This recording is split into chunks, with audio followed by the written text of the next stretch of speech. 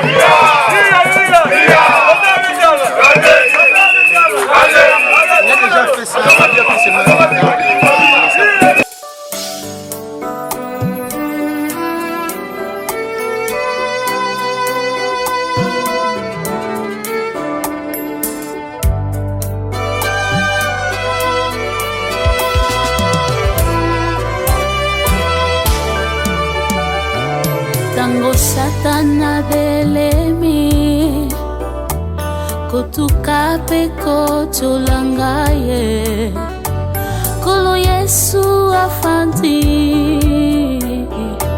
na loboko ya tata Nzambe kobondela ponangaye akobondela ponangaye pona longa tango nyosoe atakombongele kimakasi akosimbanga na loboko tokatisa elongo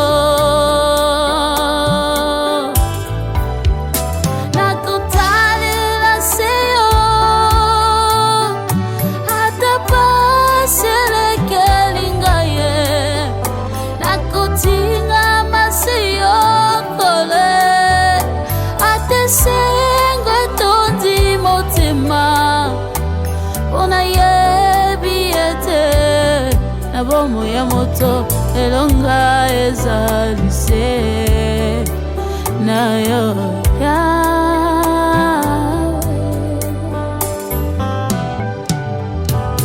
nakovanda nakombola yo yango ezali bomba melonanga nakoyemba nzembo na elonga nakutambola sena yo kwete ozanzampe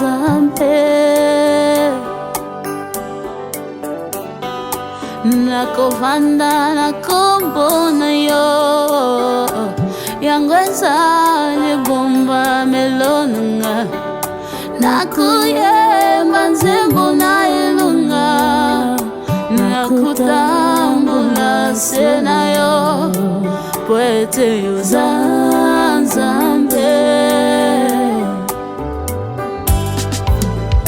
nakutalela siyo ata pasilekelinga ye nakutinga masiyo kuleye sengwe tondi mote Papa Rabi.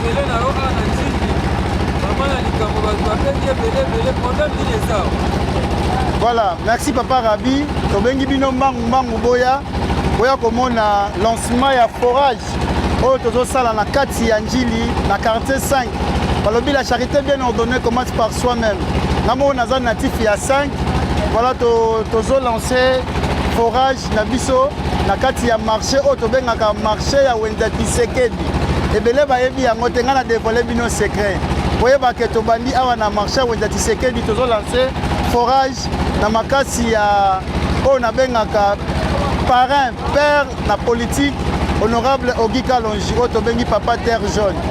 Yango toza awa tobengi bino boya komona misala oyo tolakaki bana ya njili oyo toyebisaki bango ke biso tolobaka na maloba pamba te biso tolobaka na baaction. On est là aujourd'hui pour le lancement. Voilà, forage na simalanga ezako salama dans 2-3 heures tozui mai ya solo oyo mwana njili mwana ya quartier 5 bako bénéficier nango na ndenge moko ya kosakana te po eza à la portée de tout le monde pour la population nyonso ya njili. Merci Papa Rabi. Mais toyebisaki bango ke biso toza bandeke te tozali soso na moment nyonso kozala na posa na ye okoutilize maki na ye mpo atiaka yango ya kobatama te azotika yango à la portée na yo mokolo na ye. Donc ngai peuple na ngai ya njili to famille na ngai ya banjilwa lokola baponi nga lokola moko ya molobeli na bango na parlement. Voilà nazolakisa bango ke naza soso nakotika bamaki na ngai bakozala na besoin nango nakotika baplume na ngai bakosalela yango trace na ngai ezali mokolo bakozala na besoin na ngai na bonane naza soso na bango naza ndeke te biso baluki nga nake kotya maki likola nzete te oyebisi bana njili nini bana njili bana njili bacomprendre totikali na mikolo mikie oyo bakosi oyo bamesana kozoba biso bakoya koyebisa bino ngai naza boye ngai nasalaka boye ngai nde nasalaka baaction biso tomene action yango tozocontinue eza miracle te toyekolakisa bino ke toza capable ya kosala ebele koleka etant que digne fils ya njili de père et de mère obakiseli lisusu fils de la foi. Donc on comprend que on est capable de tout. Baya kokosa biso lobi te na liputa bakosa biso te na 10 000 francs na bassin na mbongo ya mapa yango nde te eza valeur na biso banjilwa. Alors njilwa nyonso fongola misu voter utile c'est vraiment important pour na biso puis na avancement ya njili na biso. Merci Papa Rabi. Honorable Musale ezosala kitoko mais namoni oza yo moko te.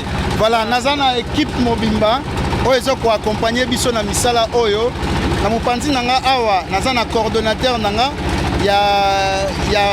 ya fondation oyo asimbi makambo nyonso ya papier edimbu na njili na ngambu toza je crois elongi oyo eza figure oyo njilwa nyonso ayebi abengaka biso commune artisanale mais parmi baartisan baosala fierité ya njili toza na Papa Nzimbi. Je crois bayebi de quoi il est capable na francophonie bamonaki ye na mopanzi ya Papa Nzimbi toza na le coordonnateur oyo asimbi sensibilisation mpe mobilisation ya honorable Ogi Kalonji na ndenge ya national na Tchangu Mobimba lelo akiti na mabele ya njili mpona kosensibilize banjilwa na ndenge ke bacomprendre ke toza na Kalonji na Tchangu epuis toza na papier edimbu na njili epuis na mopanzi toza na directeur oyo nabengaka directeur le formidable moto asali ke njili esentir biso mpenza na ndenge esengeli na équipe na biso na ndeko na nga nalingaka mingi baza wana toute une équipe baza mpona kosensibilize banjilwa nyonso bazala nsima ya edimbu mpo basala misala malamu. toza na papa na biso administrateur ya marché oyo tokozwa ye aza na maloba koloba ntango toyebisaki ye ke tobandi na forage Après, tu as la latrine publique. Et ça, tu as une image et puis tu retournes la bango wenze oyo moderne. Ndenge président na biso Fatia Salizando ya monene biso to sala wenze na biso ya Kisekedi ya 45 wenze moderne. Pona ko lakisa bango ke bazui fils digne na bango ya njili na mutu na ngoso batindi biso na parlement. Na mono défendre ba valeur ya njili. Tona cordon la fondation. Yebsa biso nanu impression ya ndenge nini na eloko yo honorable papier Dimbu asali na njili.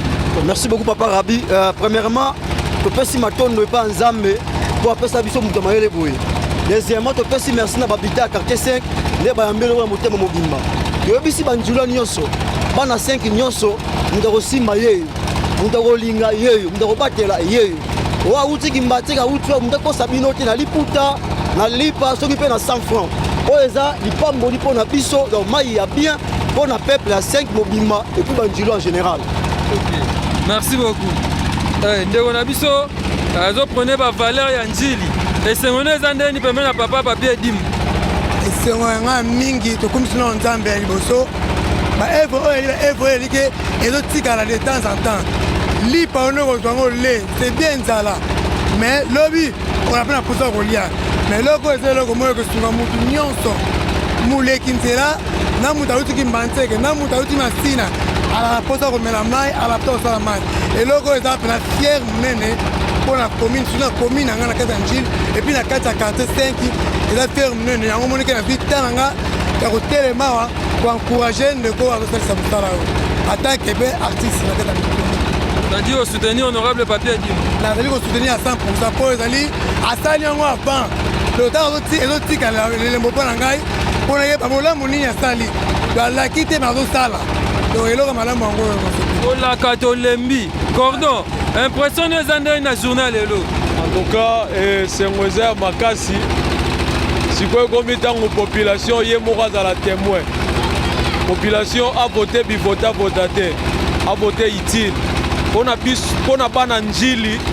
Moi je crois que Makamoto banyango na tango élection te. Ba oloba ke o ba yaka kaka boye na ba élection. Biso makambo ba yebi to banda yango déjà kala. En tout cas pas na njili ba fongola misu. Ya bango molobeli. O esengi ba pona eza honorable papier Dimbu. En tout cas na national tozana honorable Kalonji Ogi papa social oyaza toujours na sel lisusu ya ba œuvre tout ezo sala malamu que ça soit na provincial ou bien na national côté ya njili. En tout cas population ye moko katabal. Merci beaucoup. Tozana wenze ya 5 balobi musala zo sama kitoko bozomona mai ya bien kozala awa tokokelela mai te oya komela oya kosokola oya kolambela to pe kosala misala ya ndaku tala ba avantage tozokende chef ya marché oyo tokozwila na marché bomona ke toza vraiment awa kasi botala musala ezosalama awa.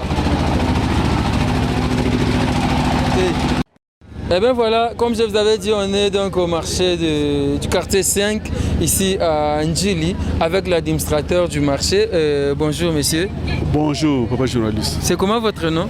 Je m'appelle Paul Kazadine Douba, je suis l'administrateur du marché. Ok. Le marché du quartier 5, on m'a dit, il se nomme Tshisekedi. Oui, c'est le marché Tshisekedi. Oh. Mais tu vas comment on Tshisekedi? Non, depuis le temps où papa Azwaki déjà voir le premier ministre dans une transition, qui déjà qui marchait. La conférence nationale. La conférence nationale, qui marchait au Tshisekedi depuis très longtemps. Depuis la conférence, oui. Et aujourd'hui, on a vu l'honorable papier Dimbu venir faire des travaux ici. Quelles sont vos impressions par rapport à ces travaux? Il a commencé avec le forage, il a dit qu'il va moderniser ce marché et il va aussi réhabiliter les latrines. Qu'est-ce que vous en pensez? Non, mes impressions sont toujours bonnes. Comme vous le savez, l'eau c'est de la vie. Il y a les gens ici qui, pour se laver ou bien pour faire les vaisselles, l'eau c'est la vie. Même s'il va réhabiliter les installations hygiéniques, ce sera encore une bonne chose. Ah. Et qu'est-ce que vous dites aux consommateurs, c'est-à-dire les habitants d'Njili, les vendeurs du marché? Les vendeurs doivent conserver ça d'une façon très jalouse, donc dans bon état, puisque c'est un cadeau qu'on vient de nous donner. Il va bien garder ça. Très jalousement. Il faut... Et à l'honorable Papier Dimbu, sous l'impulsion de l'honorable Kalonji, qu'est-ce que vous pouvez dire par rapport à eux? Les grands merci d'avoir pensé à nous, puisque longtemps, on manquait de l'eau, on manquait les installations hygiéniques. Nous les remercions beaucoup. Merci beaucoup. C'est moi qui vous remercie. C'est donc l'administrateur de ce marché, Tshisekedi. Comment on a Tshisekedi? Oya, Tshisekedi le père. Tu as Tshisekedi. Tu es l'administrateur, je pense que Bolandi toko solapé na ba teki ba vendeur oyo ba ko utiliser, ba ko consommer marijuana to pe ba ko utiliser ba latrine oyo. Honorable Papier Dimbu azo sala na marché Tshisekedi na marché à 5, Wenze à 5. Tokoba reportage na biso. Merci à l'honorable Edimbu Mayele Papi Oya Biso ya Njili. Merci à l'honorable Kalonji Ogi pona misala oyezo sama. Na bagi toza awa na Wenze ya Tshisekedi. Wenze Oya 5 babenga ka ngonde Wenze ya Tshisekedi. Toza na papa na biso mbandi mbote papa. Mbote papa. Kombo nani? Kombo Maimona Dongo. Maimona ta kamera ta mosolo. Papa yo osaka nini na Wenze o? Ngai ndo musala ngana sala ka cordonnerie.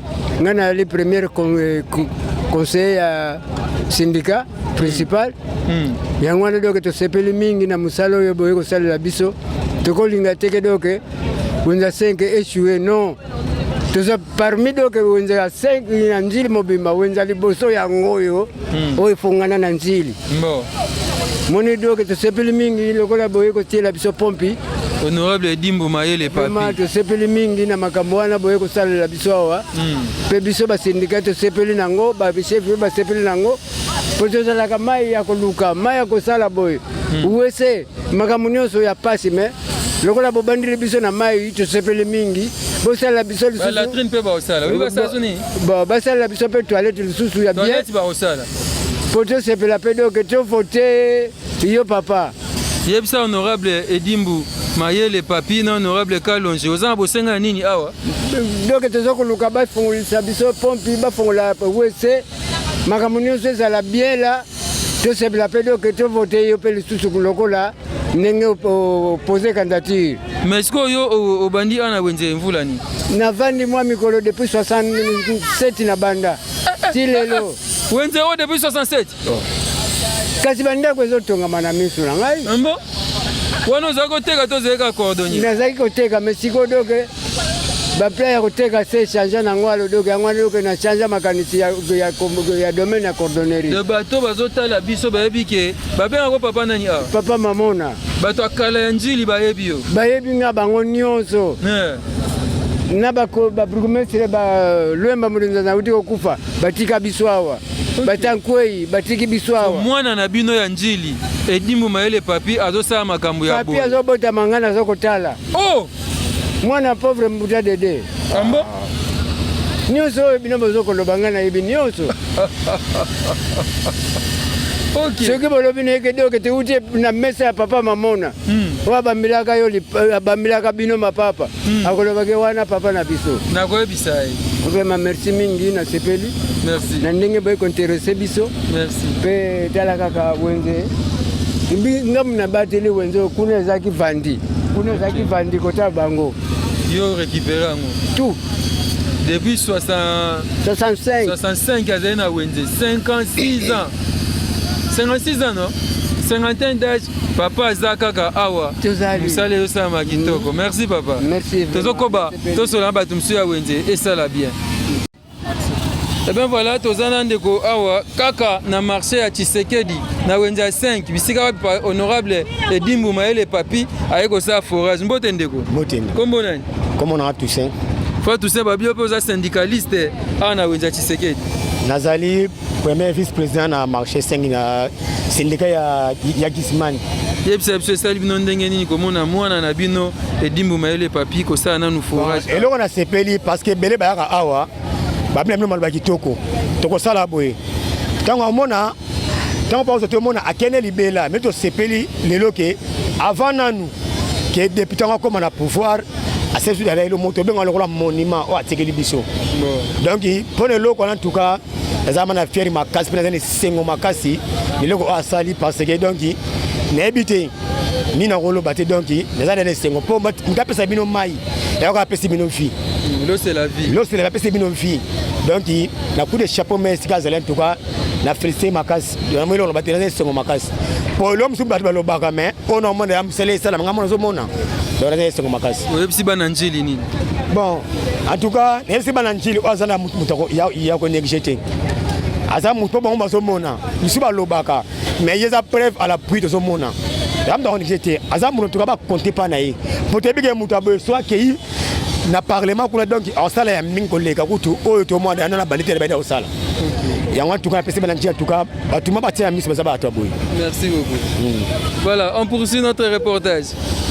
Papa nani comment la ntima bangani mama ntima oteka abanda datini hey ndakala na wenzo mato za bana mike OK nateka déjà awa namoni mwana bino edimbu papi asaleli bino kuna forage bokomela mai ya bien bokomela mai ya bien papa to sepeli vraiment akene liboso to pese me aba fois akene liboso to sepeli makasi OK okobisa suni na koyebise ata ake soka ake kuna na parlement ale blaka biso ale babiso te bon ça peut wenze biso peut olembe te ata mukolo moko to sepeli makati po o ya sali na salamate ya solo na salamate te ngana na mona nga mbali boso depuis on dit koteka ba na ba koteka na mona nga mbali boso muto ya asala boy ade pasa bo ebele ya na vraiment que liboso njama pambole penza. Merci maman. Bonjour. Bonjour. Comment nani? Maman Mili. Maman Mili, yo bani koteka na wenzo kalato mikoloka. Kala, mboza 54 papa. Kala boy. Le lonjilit. Mwana na bino papi. Kofonga mayanjili kasi wenza liboso yango yote. Wenza liboso yango. Mwana na bino dimbu papi asali bino forage awa. To sepeli, to pese merci papa. To pese merci mingi penza. A continuer. Mbali boso to monde étrange boy. O mbali boso. Boso wenza pompe ngwana ka. Pompe zalaka. De wenzo watu babosa na bango. Pompe zalaka. Pompe. Olobi nini merci. Apese merci makasi pesa mbali boso ko moni pompe. OK. Merci maman, toi bien maman côté ya saba mwamba nembote mama. Mbote papa. Esengono eza ndeni. Esengono eza papa ninga sali biso pompe to sepeli makasi. Mais après ko sala wondi pompe fala banana na wondi. Bo wenze auto eba bien que saka wenza ya tisekedi. Tisekedi na minute nenga zaboye, yem daza na pouvoir na minute oyo. Fallait wenzi o ndenga yeba ka yango saka wenza ya titi. Ba cha yango na mouvement. Ba wenzi uta ki sense ku tezanga na ngotina. De le so valeur. Mais wenza tisekedi. Bojoka kombo ngo wenza tisekedi yemo ko président na kata pouvoir mettre la wenzi na. Honorable Dimbu Maele alobi azobongisa wenze ache déjà mai azoti bongisa ba toilette nyonso robo. Ça va ya soto mona ngo to sepela ya to. Bo ba voix nyonso neza bo ya wenzi ya to pesa ngo pai na ye. Bongo bona mai omoni. Mai donc na minute to pesa merci. Po ana minute ne to so to ana mai te. E comment ka faut que senga mai pa ya bato bazola ndelo maloba. Mais ndenga sali bo e pesa biso ne sengo makasi. Pesa mai balandelo. Balandelo maloba. E bongo mai neza bo yo mona ba lo ke bango mai na bango neza bakabati to ya ba koteka meto ila mai na bango te. Yango na minute neza bo to pesa merci. Ndenge za bo na minute do ndenge za boye. Aya rasire que ba voix na eza ya sur. Donc ba wenze bongaka. Si. Merci maman.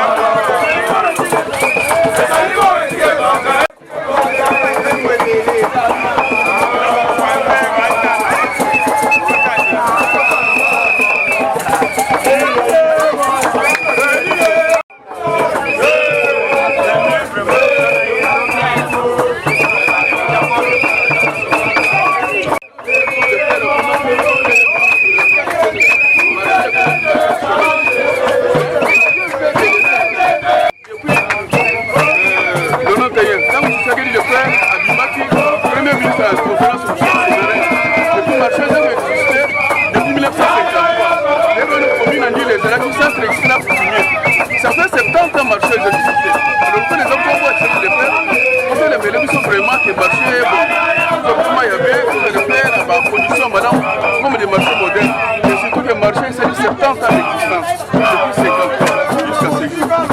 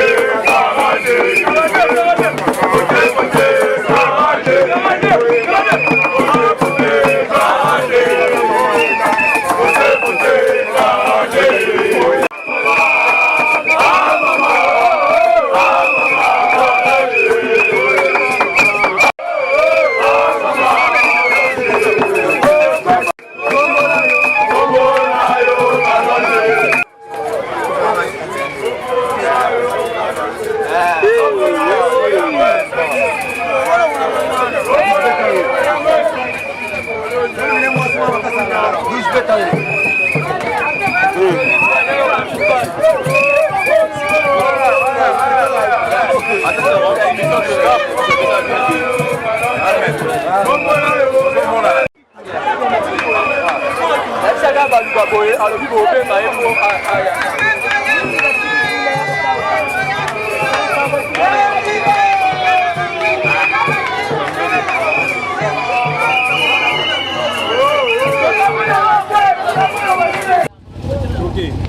Eh bien voilà, to comme na suka reportage na biso lelo, toza awa pa mama biso ateka mafuta mbote mama. Mbote papa. Kombo nani? Madora. Madora. Oteka mafuta banda oteka kala. Kala makasi, kala penza.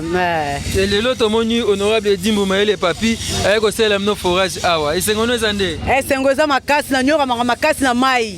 Yango na sepeli makasi nzamba pambola ye. Dondenga kokende bunga tika biso te. Biso to sepeli makasi donc voix na eza esir. Na nyoka makana kasi na zo tembola ba bidon ba kusengi pesa ngamai. Baba so boya.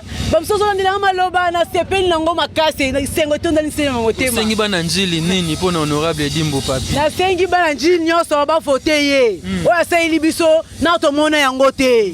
Aba fote biso nyonso za na simana ye. Yango na sepeli makasi. Merci beaucoup. Wana ozosa mafuta na yo.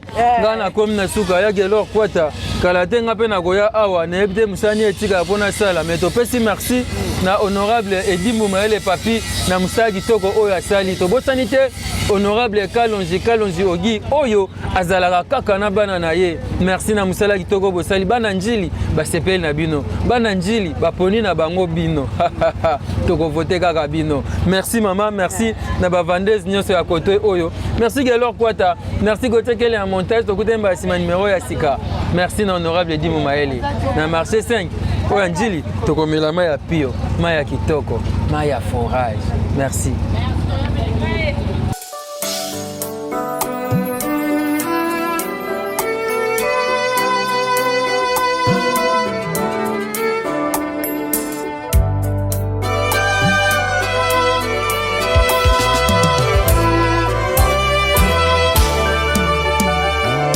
Tango satana belemi kotuka pe kotolanga ye kolo Yesu afandi na loboko ya Tata Nzambe kobondela ponanga